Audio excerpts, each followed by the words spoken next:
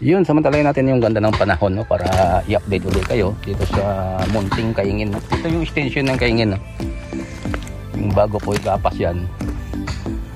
At yung plano natin, nabati ko yung pagpalang araw, lalo na sa tumatangkilik ng aking Munting YouTube channel. At kamustahin natin kung ano na pangyayari din sa lugar na ito na minsan natin mapuntahan. Sa dahilanan ay pabago-bago ang klima, ulan at taginit, no? Kaya yun, mega love shoutout sa lahat at tumatangkilik ng aking Munting YouTube channel. Medyo sa panan na tayo ng bundok ay nakita natin yung pawis. At tantad na tayo ng pawis yan. At yun, yung kitang-kita natin yung ganda ng panahon. Pinagbigyan tayo kahapon ang lakas ng ulan, pero ngayon ay tuminit na naman. At yun ang buwan talaga, no? So nagkaroon ng extension, no? Pinakababa ng part ito, no? Yun, no? Yun siya, no? Ang lapad na nito. At ito yung kondisyon ng huling, no? Yung last na vlog na nakita ko sa inyo ay pinuputol lang. Ngayon ay yun, may mga reserva na at inulno na yun. So kita natin na paano ng yung mga tagapaikot dun sa mismong uling. Ibig sabihin yan, luto na at uling na yung pinakaloob niya, no? Yun doon tayo galing, dun sa area na yun. Yun ang area na yun, doon tayo galing kanina umakyat dito. Ikot ko pa rin kayo sa ibang part, no, ng lugar na ito. Kita natin talaga yung pagkakaiba nung pinuntahan natin last months o last few weeks, no? At ngayon ito na ang improvement, no? Marami pa sila natabi ng mga kahoy. Ganyan pa, oh, mga tabi na ng kahoy, no? Para handa na po ulit sa sunod na ulingin.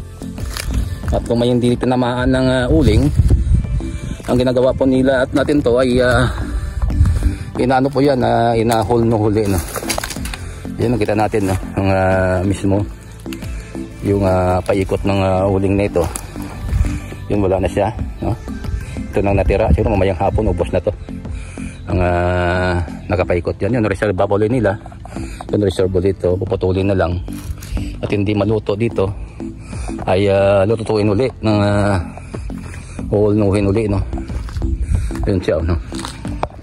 Yun ang patandaan, no? Yung natumba na ito. Siguro ang mangunguling alam niya, no? Yun, no? Kusang tumba po yan, no? Ibig sabihin dyan ay hinog na o luto na yung parte yan, sa part na yan. Kaya dyan muna tayo sa uling na yan. Ito ang part ng uling, no? Yung part 1 na maya daling po yun doon kung anong status doon sa pinaka-ilalim, no? Medyo pinakatuktok tayo ng bundok, no? Yung kabilang bundok yun, no? Itong bundok man dito sa piyak na kabilang area. Kaya yun ang ganda dito ngayon ay kitang-kita yung kabilang bundok, no? Yun ang yun, kalsada doon.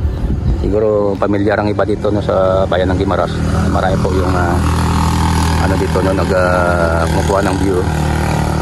Amin lupa pa to, no? May tao kami na pinapagawa to. Ito bandang mga gulay, kumpleto po ng gulay yan, palagi po kayo na-update dyan. Karamihan dyan may mga kadyos, no? Yan, no? Yan daw yung galing sa uling na yan, no? May konting papag. Ang ganda nga ng lugar, no? Yun. Yun siya. Yun, may mga kadyos dyan. Kadyos at mga tabyayong, kalabasa, okra.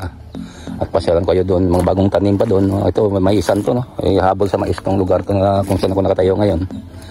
At gusto ko po ay daling ko kayo doon yung mga bagong tanim, no?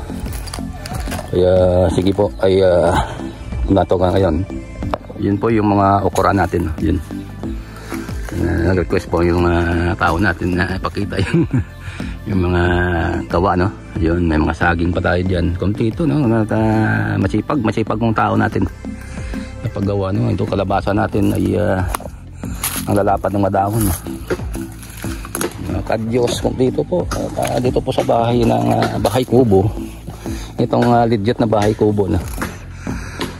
Yun na sa mga kadyos, kalabasa, okra, ano, may papaya pa, no?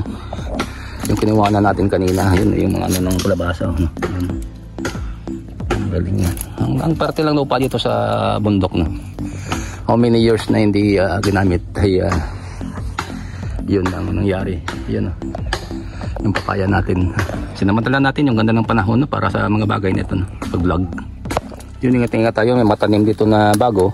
Ito pala yung tabiyayong. Yung tabiyayong to, no? Ang dami bunga ito.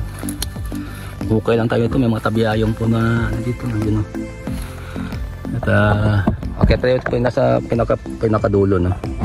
Para dalhin ko kayo dun sa mga bagong tanim natin.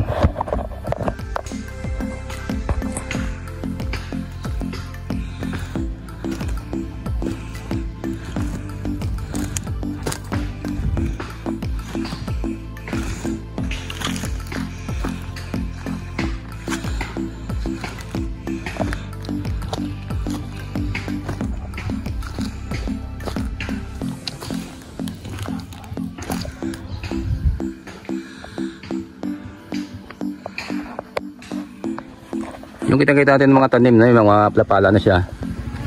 At ito yung mga maliliit pa ay makita natin yung advantage ng mga tanim na iningatan talaga at bibigyan ng halaga, no? Maliliit pa lang to pero ilang buwan na to ay ilang linggo lang ay tataas na to. At yun, mababatong lugar tapos at sa gilid ng siya ng paanan ng bundok, no? O sa pabundok lang. Yung makita natin, no, yung mga ano ng matalong diyan, no. At ayun siya yung mga kawayan, no, na nilagyan para gapangan siya ng mga sitaw. O ano man yan, mga tanim na magapang siya. Pero ito mga okra, matalong ay ingat-ingat, no. Grabe, ang bilis tumubo, bilis lumaki. Kaya makita natin yung mga dahon na yan ay nakaporma na siya, no. Yun siya, no. Dadalhin ko pala kayo, no, sa part ng ng ulingan kung saan pinakailalim siya pero bagay ating pinupuntahan at may tao tayo doon at sa paanan siya ng bundok, no, kaya yun ay dadalhin ko kayo doon. Nakakapagod, bro?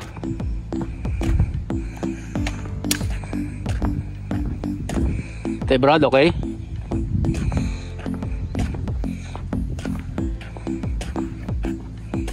Buti nga dito sumakmak para nubla, para lalay. Ay wala. Nahirapan ako. Wala po ngayon kung istorya. Kasi iban ng tag-12 na giniban. Tag-12 na ngayon? Hindi man kung istorya na yun. Okay. Naugalit, Santara, tali. Wala na isang una, tagpulo, ito buong grabe.